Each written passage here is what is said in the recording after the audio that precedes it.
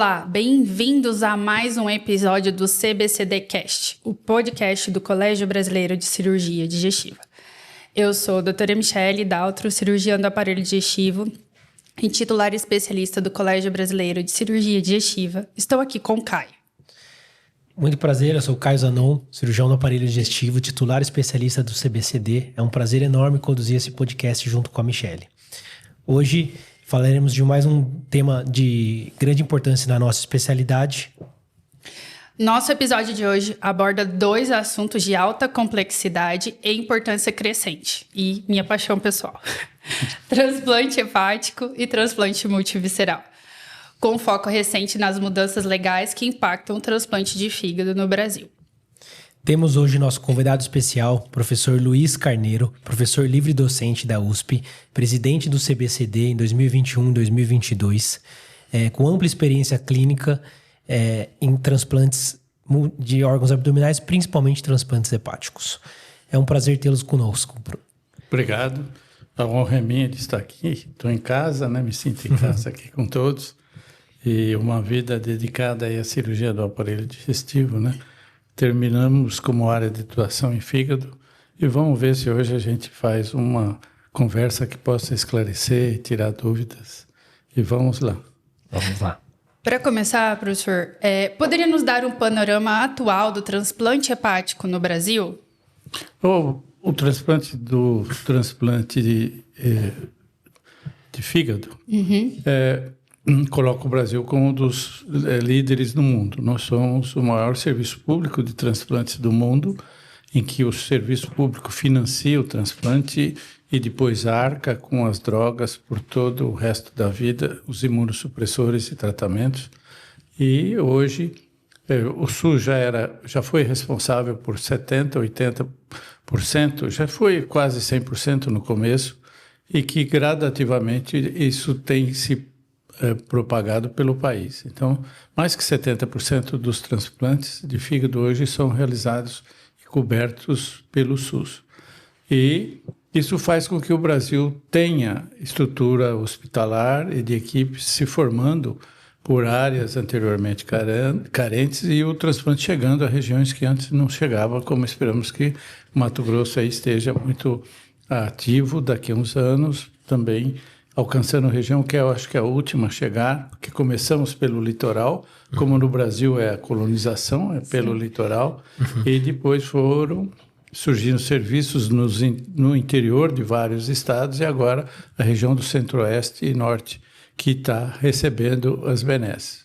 Então, em volume, nós fazemos muito transplante. Esse ano faremos cerca de 2.800 transplantes, mas ainda nós temos alguns gargalos, que principalmente ligados à doação, e que também eu acho que merece ser discutido aqui, porque temos limitações na oferta de órgãos. Quando a proposta é boa, o tratamento é bom, aumenta muito a demanda. Então eu sempre digo que o transplante é vítima do próprio sucesso. Quanto mais ele chegar a novos centros, quanto maior sucesso ele tiver, mais gente poderá se beneficiar e ser incluído, e mais nós necessitaremos de órgãos. Então, eu acho que esse é o momento nosso, né? Nós estamos num momento já consolidado, mas que nós precisamos ampliar. Pensando nesse caminho, professor, quem nos ouve aqui, cirurgião do aparelho digestivo ou cirurgião geral, precisa entender que existem critérios para o paciente ser um doador, né? Quais os critérios que seriam esses para a gente deixar bem claro? Hoje em dia, o Brasil, desde 2006, na verdade, segue o MELD, que é um sistema de gravidade que agora, nessa nova portaria de 15 dias atrás, muda um pouquinho. Agora entra o MELD 3.0, começou com MELD, depois passou com MELD sódio e agora entra o MELD 3.0, em que entra, além da creatinina, do sódio, da bilirrubina, do INR, a albumina também faz parte dessa avaliação por gravidade. É um critério mais amplo que procura julgar melhor os critérios de gravidade para ser mais justos, né? Aliás, eu considero que o sistema, para ser justo, ele precisa evoluir com as necessidades da sociedade. Não podemos ficar usando agora os mesmos critérios de 20 anos atrás.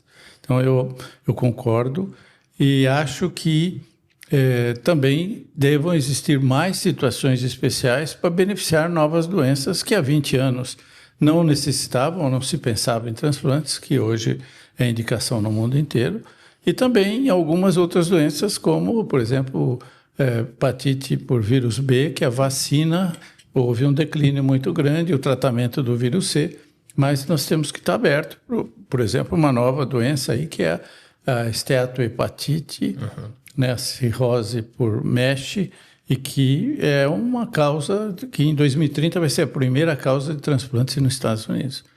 E já é, no momento, a segunda causa de câncer de fígado nos Estados Unidos.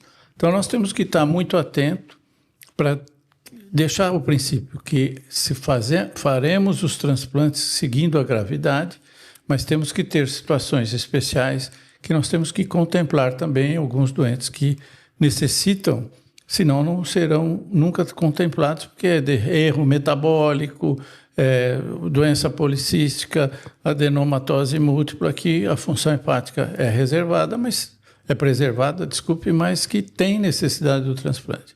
E o próprio carcinoma hepatocelular. Então, tem um sistema de pontuação para que esses doentes, num prazo estipulado de tempo, cheguem ao transplante e que se julga que seja semelhante ao que as outras populações de doença atingiriam.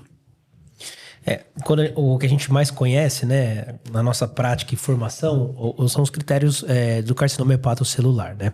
Que é o que a gente discorre dos critérios de Milão, e depois a gente tem os critérios especiais, né? Sobre os critérios de Milão, você podia esclarecer para quem nos ouve? Sim, o critério de Milão, foi descrito lá no fim dos anos 90 por um cirurgião chamado Massaferro, de Milão, e que considerou que os doentes transplantados com até 3 nódulos de 3 centímetros ou um nódulo menor que 5 centímetros, sem invasão vascular, e teria uma sobrevida basicamente igual aos doentes que não transplantaram, que transplantaram não por câncer, mas por doença benigna. Então, as curvas de sobrevida seriam muito semelhantes. Então, você poderia beneficiar essa população. Hoje, outros fatores de comportamento biológico já entram em consideração também. Então, a alfa-fetoproteína acima de 1000 já exclui esse doente, a não ser que ele faça tratamento e baixe. Então, isso que eu digo, os critérios têm que ser aprimorados e adaptados a uma nova visão que a gente tem. Hoje a gente sabe que o comportamento biológico é muito importante. No Brasil, os nódulos menores que 2 centímetros não são considerados tumor. Então, são 3 nódulos entre maior que 2 centímetros e menor que 3 centímetros e até um nódulo de 5 centímetros. Então, esses são os critérios que nós usamos. Esses doentes recebem uma pontuação após se excluir doença à distância, pulmonar, etc., alfa-feto, de 20 pontos. E depois de 3 meses vão a 24 e depois de 6 meses a 29. E isso colocaria esses pacientes com uma espera calculada de 7, 8 meses para chegar ao transplante. Se o tempo na região ultrapassar 6 meses, a gente tem recomendações de fazer tratamentos como quimioembolização, alguma forma de tratamento. Senão, o doente poderia chegar ao transplante sem tratamento, que seria outra maneira de baratear o tratamento, né? Porque toda nova forma de tratamento é muito caro e termina sobrecarregando o sistema ou de saúde suplementar ou de saúde do Estado. Professor, falando do hepatocarcinoma e essas terapias que o senhor falou aqui, para poder esperar mais tempo, né? Que a gente chama de terapia de ponte até para escrever alguns pacientes, né? Isso mesmo. Aqueles pacientes que têm lesão de 7, a gente, né, quimioemboliza para tentar reduzir para baixo de 5, né? E qual que é a novidade da legislação sobre essas terapias de pontes? Nós basicamente aceitamos hoje as terapias de ponte. Houve lá no começo, há muitos anos atrás, uma certa discussão sobre qual seria a melhor maneira, ponte ou não. Apenas precisa ficar bem documentado. Se o doente tinha 7 com um alfa-feto de 1.500 e agora ele quimioembolizou, por exemplo, e tem uma lesão de 4 e pouco com um alfa-feto de 500. Então, esse doente pode ser transplantado. Estou dando um exemplo bem, assim, típico, né?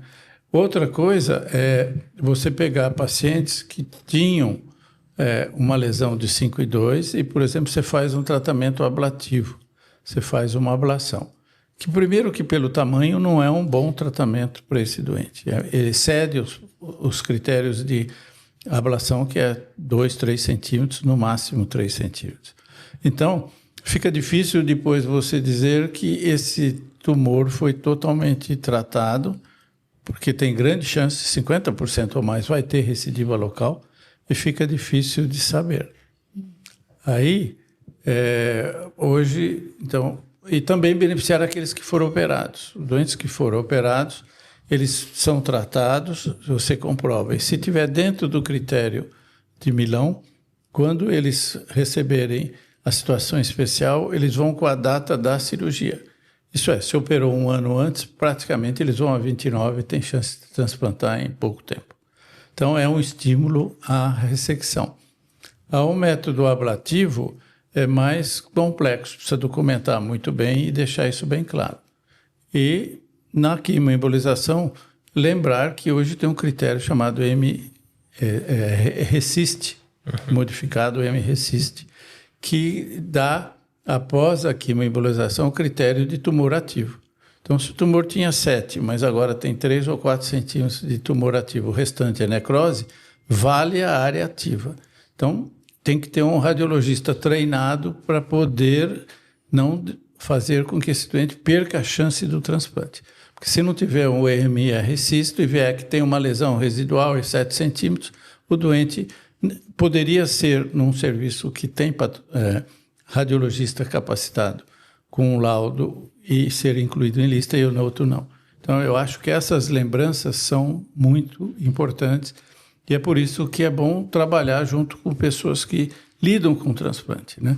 Porque do ponto de vista oncológico, o câncer de fígado é diferente dos outros, né? Nós não precisamos de biópsia de agulha, né? Uma imagem trifásica e uma alfa-feto alterada já caracteriza que o doente tem tumor, já fecha o diagnóstico, pode tratar, e diferente dos outros, né? Então, a biópsia não é um recurso que nós usamos. Então, muitas vezes nós recebemos lesões em que o doente faz biópsia que também, muitas vezes, se funciona, muitas vezes, e pode terminar dando implantes em outras áreas.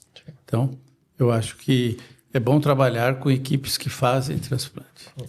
Isso que você falou da biópsia é uma coisa bem bacana, porque lá em Cuiabá eu recebo muito paciente biopsiado depois, sabe, professor? E eu insisto na faculdade que eu dou aula que não precisa biopsiar. Tendo um exame de imagem, né, com a Shout, ou trifásico, ou uma ressonância e alfa-fetoproteína positiva, não tem necessidade de biópsia. Só se a gente tem alguma, né, alfa-feto negativo, suspeita de colangiocarcinoma, outra coisa, e aí a gente biopsia. Hoje tem o LIRADS ainda, que é a classificação radiológica, né? E se for LIRAD 5, não precisa. O LIRAD 4 tem aí uma indicação absoluta que a gente pode discutir a biópsia. Mas bem-vindo aos clubes, aos lutadores contra a biópsia, que parece um contrassenso, mas a gente tem lutado há muitos anos por isso. Geralmente as pessoas me ligam de madrugada quando o paciente sangrou no fígado para eu resolver. Esse aqui é o pior, né? Eu falo, ainda ficamos com a conta. Exatamente. Não concordamos, mas nós que pagamos. Nem estou de sobreaviso, nem nada, me ligam. Eu fiz uma biópsia, o paciente sangrou, você pode vir aqui. Vai, eu de madrugada ver o paciente. Mas é assim. Faz parte, faz parte. E ao longo desses anos todos, trabalhando e ajudando no transplante hepático no Brasil, o que você consegue ver de perspectiva, assim, de melhorias, assim? A gente sabe que a Michele desenvolve esse trabalho, busca implementar isso em Cuiabá, isso deve acontecer com a sua ajuda, ela já me contou que tem um grande incentivo, e isso você acha que é possível no Brasil? É um recurso público muito complicado, né? Eu pertenci à Câmara Técnica Nacional por quase 20 anos, de fígado. E a nossa luta sempre foi ligada à educação. Além de sermos médicos assistenciais, eu tenho uma história ligada à universidade. Fui professor da USP quase 50 anos e fiz toda a minha carreira lá. Chefiei o serviço de transplantes lá por 18 anos, no Hospital das Clínicas. E sempre estivemos ligados a uma luta constante para educar, porque isso depende de educação e depende de você conscientizar, porque nós temos que não só transplantar, nós temos que formar novos grupos que possam operar e oferecer essa forma de tratamento em outros lugares. Dependem muito de infraestrutura hospitalar, de UTI, de rádio, né, de embolização, dependemos muito de outras equipes, de hepatologia, de cuidados intensivos, etc. Mas hoje a gente tem estrutura para difundir o transplante para esses outros centros. É lógico que existem formas de transplante ainda, mesmo de fígado, com trombose de cirurgia ou com múltiplas cirurgias prévias, que é melhor ir para centros maiores que já têm uma estrutura de experiência e nesse tipo de cuidado há mais tempo. Mas essa é a nossa luta, de difundir e criar novas escolas. Mas a gente tem feito, e eu acho que nós melhoramos muito nessa estrutura. Nós temos novos centros, em vários já ativos, né? Aí você vai para Belém e encontra o Rafael, que é um cirurgião, já fez 50. Em Goiânia, que foi também com muita dificuldade, o núcleo lá, o Claudemiro, já tem um número enorme. Então, nós estamos formando novos núcleos. Nós estamos muito a melhorar a parte da doação, né? Que a gente tem incentivado e dando força a Michele para pegar nessa região e também integrar nesse sentido. Então, é muito difícil, porque além de fazermos o transplante, lutarmos com os hospitais para criarem infraestrutura, a gente ainda tem uma preocupação enorme com a doação, que não seria a área nossa, né? Mas nós temos que estar formando pessoas para fazer captação, né? Porque não tem sentido você ter uma estratégia de mandar um avião de São Paulo para o Mato Grosso para pegar um fígado, se ela está lá e pode colher o fígado e mandar ou num voo comercial, ou, se for também, às vezes, por questão de urgência, você pode mandar um avião que desce, pega o órgão e volta. Então, e já faz a distribuição. Então, essa estratégia, essa logística, é que o Ministério está tendo uma grande luta agora, e é difícil, né? Porque no começo envolveu a FAB, mas aí hoje a FAB também tem limitações, né? Tudo que é público. E aqui no estado de São Paulo a gente tinha muita dificuldade. Hoje existe um grupo de empresários que têm aeronaves e que cedem para que essas aeronaves, quando não estão em uso, sejam utilizadas para a busca de órgãos. Isso está criando uma rede, porque tem muito avião jato particular que está entrando nesse esquema. Os proprietários desses aviões estão fazendo essa cessão gratuitamente e nós temos nos beneficiado bastante. Mas é lento ainda, né? Porque isso poderia ser muito maior. Vocês imaginam que eu morei nos Estados Unidos em 88, 89, em Pittsburgh, e tinham 2 jatos do serviço lá à disposição do serviço, parado no aeroporto para o transplante. Imediato. Então, você não tinha que saber. Tinha um órgão em qualquer lugar distante, 1 hora, 2, 5 horas de voo. Eu fui em 6 horas de voo já. O jato precisou parar para abastecer lá nos Estados Unidos, em 88. Então, nós estamos montando uma estrutura agora. Eu acho que tem que ter essa estrutura, essa estratégia, né? E eu acho que a inteligência hoje artificial, né? Essas maneiras de conectarem voos e etc., podem ajudar muito, porque fazer isso de saber que hora sai o avião de lá e colocar, e manual, e humano, é muito difícil. É difícil, né? Esses dias a gente teve uma doação lá, até um paciente do Rafael, que lá em Mato Grosso, né, a doação, paciente do Rafael estava na fila, né? Só que o voo que arrumaram eram 8 horas para chegar em Belém, de Cuiabá para Belém. Aí ele falou, Michele, mesmo que você retirasse, já ia chegar com 8 horas de isquemia. Então, não tinha como, né? Então, é isso que o professor falou, de logística de avião mesmo, né? Às vezes, um jato particular teria resolvido o caso, né? Eu retiraria para o Rafael e já... Talvez o voo direto aí fosse 3 horas, 2 horas. 3 horas, exatamente, é o tempo. Aí ele teve período de isquemia bem razoável, né? Agora, chegar o órgão para nós, porque nós não podemos abrir o doente com o órgão no ar. Sim. Então, você pode levar o doente quando pousa o avião para a sala cirúrgica. Mas aí você já está com 9 horas, porque entre tirar, preservar, mandar para o aeroporto, chegar na outra cidade, ter uma ambulância esperando levar outro hospital, já são 10, 11 horas. Lembrando que fígado são 12 horas de isquemia, né? No máximo, né? O ideal, quanto 12, menos, melhor. Exatamente. Eu gosto de 6 horas. É. Eu trabalho para 6 horas. Sim. Então, no tempo que eu estava no HC dirigindo, a nossa meta era 6 horas. Sim. Então, e a gente tinha lá uma reunião de qualidade que a professora Luciana Haddad montou com a gente há 10 anos, 12 anos, e que a gente, nas reuniões, cobrava, né? Por que subiu o tempo de isquemia? Então, é fundamental isso. É fundamental. Essa logística de ter pouco tempo de isquemia é fundamental. Essa logística, professor, como que ela funciona? Quando eu sou um cirurgião, estou no interior e eu tenho um paciente que é doador e acho que é um potencial doador. Como que eu faço para sinalizar? Como que o cirurgião segue esse caminho? Na verdade, isso tem as organizações de procura dos hospitais que devem ter enfermeiros e médicos treinados para reconhecer potenciais pacientes com morte encefálica, e esses pacientes são de notificação compulsória à secretaria, ao governo.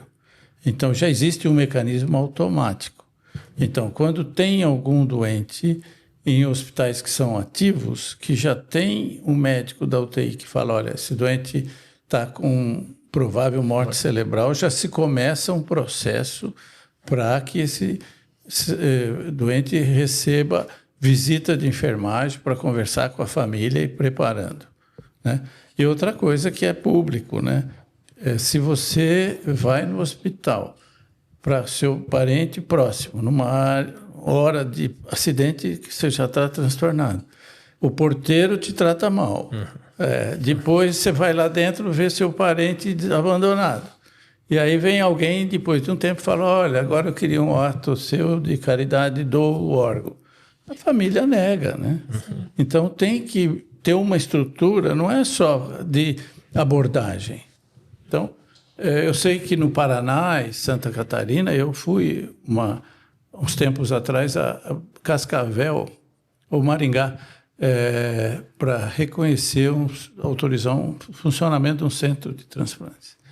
E no hospital de pronto-socorro tinha uma sala de conforto para acolhimento familiar.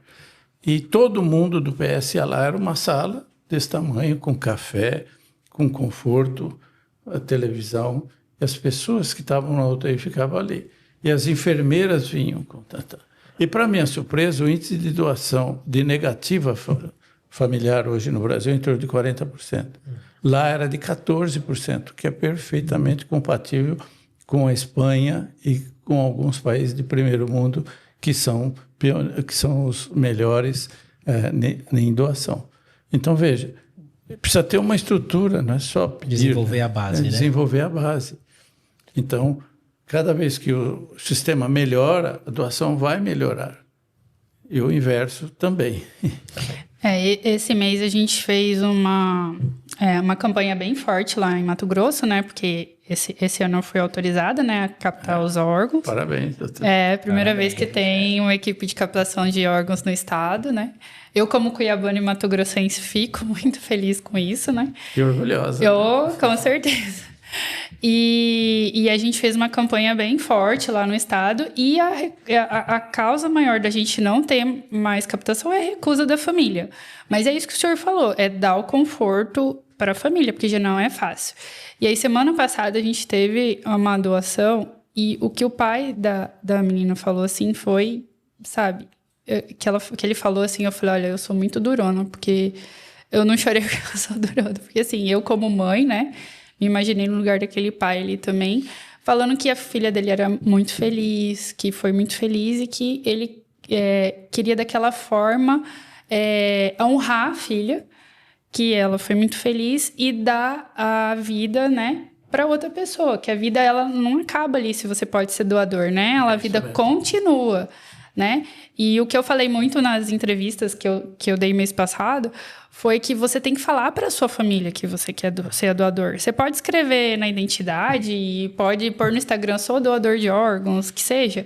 Mas se a sua família, na hora da entrevista, né, professor, não consentir, tiver um que fale que não, pode ser 10 falar que sim, mas se um falar que não, é como se fosse negativa familiar, né, professor? É isso mesmo. E às vezes você faz todo esse trabalho, faz o acolhimento, faz a abordagem perfeita, e aí chega alguém, há poucos dias aqui teve um caso, numa cidade do interior aqui, que a gente ia receber o órgão, e aí chegou próximo já tinha o horário da doação, chegou um filho que era de fora e chegou lá e estava traumatizado e era um entre 12 ou 13 e abortou a doação. Então, mas isso faz parte do número da estatística, isso pode acontecer. Mas se a gente insistir nisso, né, que a conversa entre a família é muito importante, né? Eu, às vezes, falo, meus filhos sabem, olha, eu quero doar tudo. Eles falam, pai, mas não está meio velho? Eu falo, deixa o médico julgar. Deixa a equipe competente julgar. Então, isso é o que eu falo para meus doentes também. Então, você pode doar, e a estrutura hoje nos Estados Unidos usa órgãos, já tem descrição de 91 anos. Caramba. E que funcionou bem. Então, a idade não é mais limítrofe. Porque anteriormente a morte era por acidentes, jovens, trânsito, matava muito. Aqui em São Paulo ainda tem muito motoqueiro aí, com muita morte. Mas nos países de primeiro mundo e aqui a tendência é morrer de mais idade, com AVC, com patologias, e a gente vai ter que trabalhar com órgãos mais idosos. Então aquele conceito, em 88, né, eram os critérios do 100, o doente tinha que pressão maior que 100, as transaminases menor que 100, para poder ser um bom doador. Hoje, né, não é mais isso. Assim. E idade também. Lá era 45 anos, imagina. Nossa. Hoje é 80, 90. E aproveitando esse gancho, a taxa de sucesso hoje, quando a gente fala, um paciente que foi transplantado, qual que é a taxa de sucesso desse fígado? Eu sei que são diversos fatores, mas a gente consegue ter um número? Sim, nós temos isso muito bem estabelecido. A sobrevida do Brasil hoje, como um todo, que é um país heterogêneo, é de 86% de sobrevida após um ano. De 5 anos, é em torno de 72%, 73%. O Brasil tem uma das melhores sobrevidas tardias. Por quê? Porque nós fornecemos pelo SUS toda a medicação imunossupressora pelo resto da vida aos pacientes. Então, nossa sobrevida imediata é um pouco inferior. Nos Estados Unidos é 92%. Mas nós ganhamos depois porque os nossos doentes têm acesso às medicações que são caríssimas. Então, em outros países, o remédio não é fornecido, só para quem tem planos de saúde, na maioria dos países. Tá. Então, é uma sobrevida muito boa. Aliás, eu diria excelente. Se você pegar um doente com câncer de fígado e que tem uma chance de estar em 5 anos com 75%, 80% vivo, é fantástico. É fantástico. Professor, falando de outro transplante agora, que é o multivisceral, né? Em que situação vamos falar assim, quantos transplantes multivisceral tivemos esse ano e quais são as indicações? Olha, vamos começar pelas indicações. Uhum. As indicações clássicas são, primeiro, são em crianças as má rotações e má formações. São crianças que nascem com, às vezes, situações anatômicas que propiciam a necrose de parte do intestino todo, né? Uma rotação interna ou pacientes que têm alguma causa anatômica e também podem ter doenças que já nascem com problemas anatômicos. Então, nessa população, em criança, são já colocado em suporte nutricional, e aí é muito complicado porque precisaria de um órgão mínimo, né? E aí é difícil em qualquer lugar do mundo. Mas em adultos, vamos falar que é mais a minha área de ação, em adulto são as tromboses mesentéricas, né, que começam com um quadro de ressecção intestinal e a doença pode progredir e ter que ressecar todo o intestino, ou já chega com tudo necrosado e nós deixamos menos do que 30, 40 centímetros de intestino. Acima disso, pode-se tentar a reabilitação, que é outro programa que tem que começar junto, né? Você tem que ter, para intestino multivisceral, um programa de reabilitação intestinal e o cuidado é esse. Então, os doentes têm que ter NPP. Se você tem outras doenças, como catástrofes abdominais, o doente vai operar uma patologia abdominal, pode ser vesícula, pode ser apêndice, pode ser uma sigmoidectomia e termina com fístula. Os cirurgiões vão reabordando e vão ressecando e o doente perde todo o segmento intestinal. Ele poderia, se estiver bem reeducado, fazer só intestino. Se ele receber nutrição parenteral errada por muito tempo, ele pode desenvolver insuficiência hepática devido à nutrição parenteral e o doente fica cirrótico. Aí ele teria que ir para o multivisceral. O multivisceral também pode ser em tumores que acometam tumores desmoides, por exemplo, que são grandes massas que acometem toda a cavidade abdominal. E então, tem o neuroendócrino, tem uma série de tumores que poderia... As tromboses também de sistema mesentérico portal são outra indicação. Então, essas são indicações do multivisceral.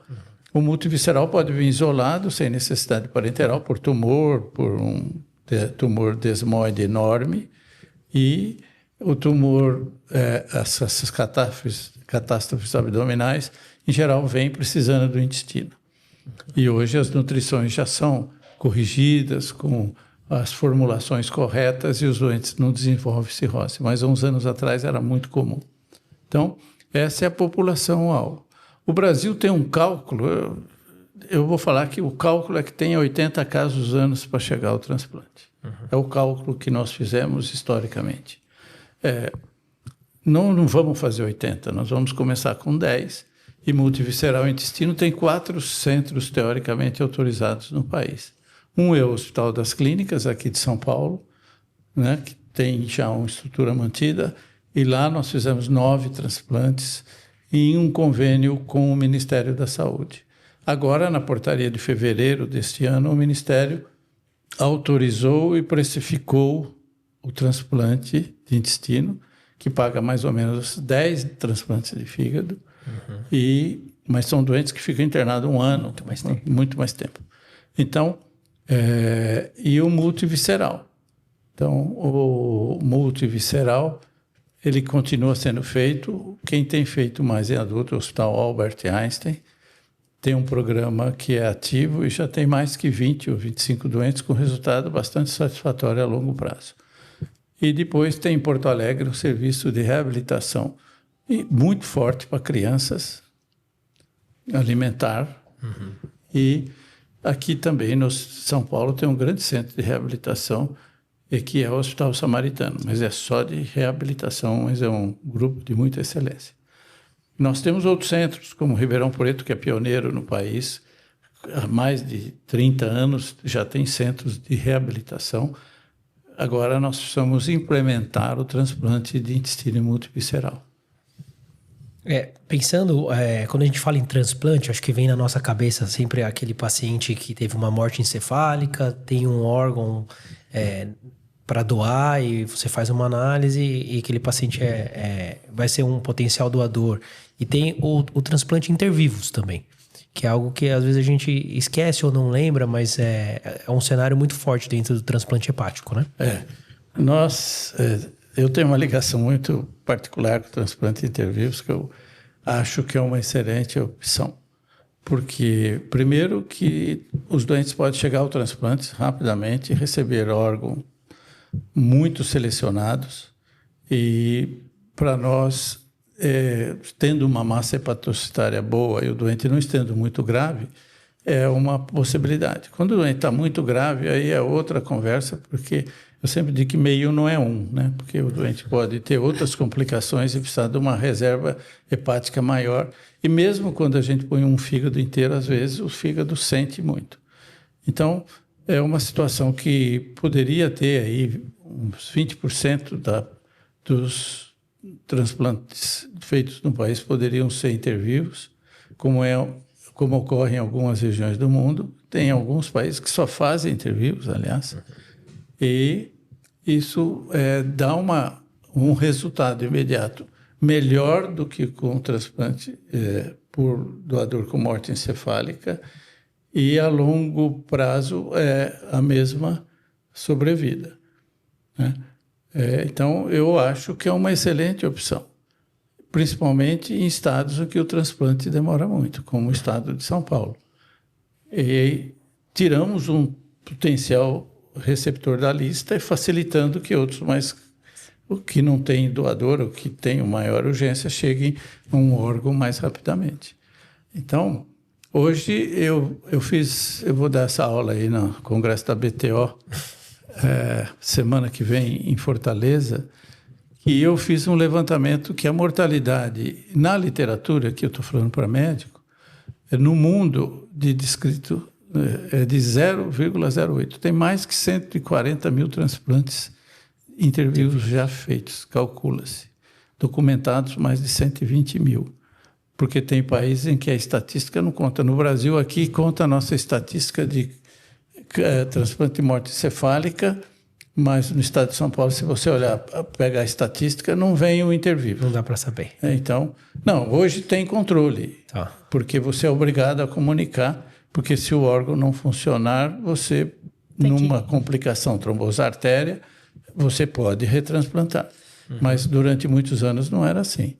Então, existe no próprio país um certo número que não é muito... Não sabemos direito quantos transplantes de intervivos já foram feitos. E tem serviços aqui em crianças que são um dos maiores do mundo. O Hospital Sírio-Libanês tem um serviço de transplante de criança intervivos que é um dos maiores do mundo, com uma qualidade excelente, ótima. Então, o Brasil tem tradição. Aliás, o primeiro foi feito aqui, né, na USP, em 1988, e a partir daí se difundiu no mundo. Então, eu acho que é uma excelente opção e que nós temos que oferecer às famílias, né? Ainda ontem eu atendi um doente que conversei com a família falou, mas eu não sabia que tinha. Ele veio de outro estado, eu falei, vocês podem fazer cadáver ou podem fazer interview, isso é uma opção de vocês. E as pessoas nem sabem que tem, porque deveria o hepatologista, o clínico já falar, olha, tem duas formas de transplante, ao menos tornar acessível para buscar informação.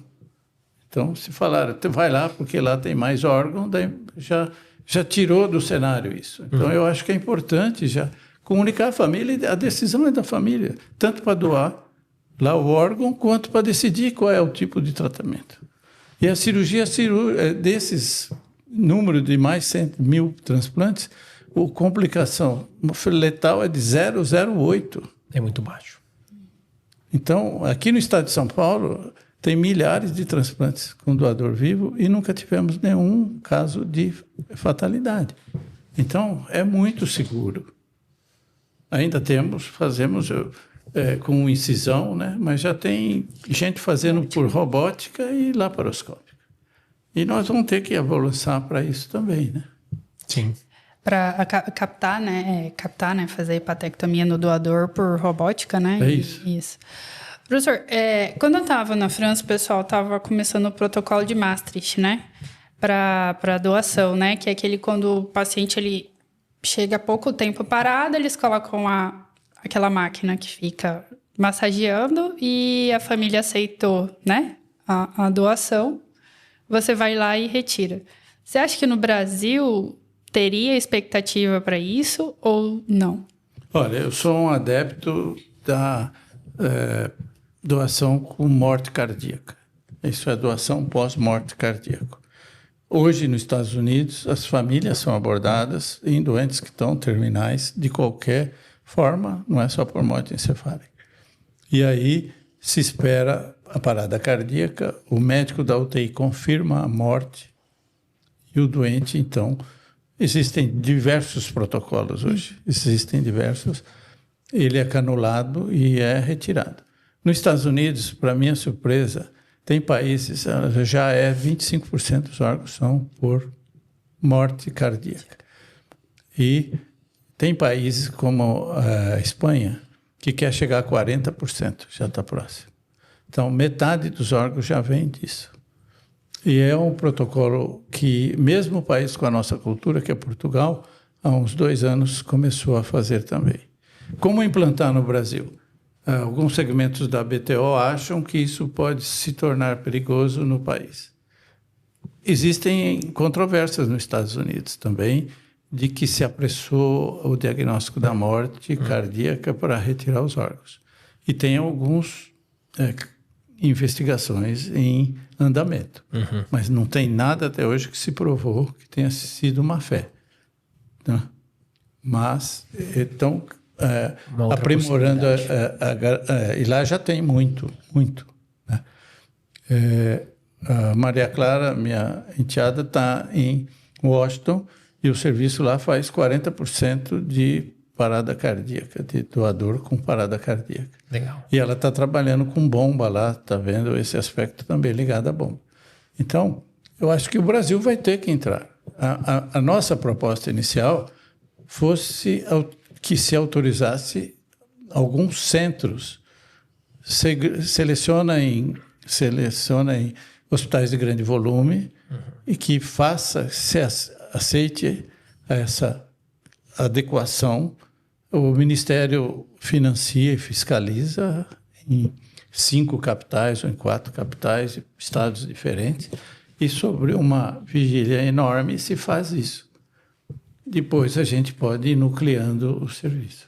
Não acho que nós estejamos prontos para abertura ampla, geral, né? Mas eu acho que, de maneira progressiva, nós deveríamos credenciar 10 serviços, ou quem quisesse, que preenchesse critérios que especialistas fizessem com garantia máxima para tocar esse projeto, que é fundamental, né? Porque você pega 10, 15% de doador vivo, você pega mais 20% de... Você vai expandindo. Você aumenta bastante a possibilidade. A gente tem uma cultura, né? Nossa cultura é latina, né?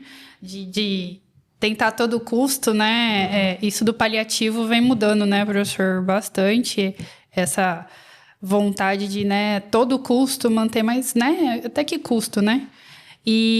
Mas isso já é difícil a gente colocar que a morte encefálica, né, tem protocolos bem determinados, 2 exames de 2 médicos em horários diferentes e mais um exame complementar que mostre que não tem fluxo cerebral.